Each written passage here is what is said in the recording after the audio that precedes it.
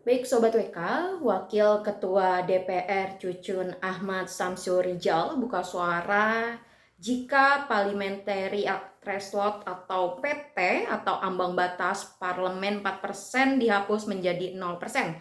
Menurutnya, hal tersebut akan menimbulkan masalah lain. Penghapusan PT menurut dia juga akan melahirkan banyak fraksi kecil di DPR. Cucun menilai akan ada lebih banyak partai politik yang lolos ke DPR jika ambang batasnya dihapus. Dengan demikian, dampak dari penghapusan PT ini akan berpengaruh pada pengambilan keputusan DPR.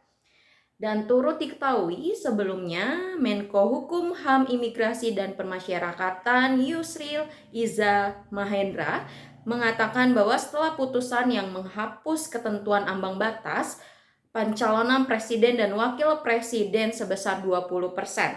MK juga menilai bahwa berpeluang membatalkan ambang batas parlemen 4%.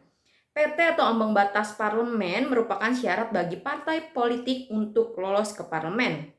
Adapun untuk merujuk aturan saat ini, parpol harus memperoleh suara sah nasional di pemilu minimal 4% agar bisa mengirimkan wakilnya di Senayan.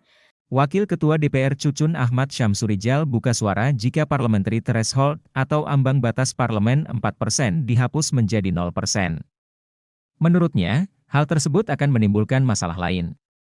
Penghapusan parliamentary threshold, kata dia, juga akan melahirkan banyak fraksi kecil di DPR. Dia menilai, akan ada lebih banyak parpol yang lolos ke DPR jika ambang batasnya dihapus. Dengan demikian, dampak dari penghapusan parliamentary threshold akan berpengaruh pada pengambilan keputusan DPR, ujar Cucun saat dimintai keterangannya oleh awak media.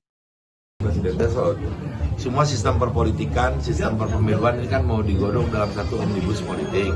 Ada usulan seperti itu di Komisi 2. Kami di pimpinan belum ada pembicaraan, ya. Apakah itu nanti menjadi usul inisiatif DPR atau omnibus ini usul inisiatif pemerintah, ya? Karena nanti kita akan lihat kalau misalkan ini usul inisiatif DPR akan buat naskah akademik yang komprehensif pasti. Nanti DIM yang keluar dari pemerintah belum tentu juga setuju dengan konsep-konsep yang dikeluarkan oleh DPR. Makanya dinamikanya juga sampai sekarang belum kita bahas di pimpinan semua.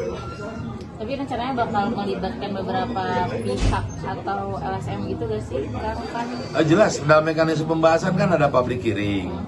Nanti misalkan para pakar, ya, para pakar yang kepemiluan kita akan undang, didengarkan apa masukannya sebelum bikin naskah akademik. Kalau misalkan sekarang di naskah akademiknya tanpa melibatkan, apalagi DPR, tanpa melibatkan kelompok-kelompok masyarakat seperti tadi ya, para ahli-ahli pemilu, pengamat, surveyor, segala macam. Jangan lupa subscribe ya.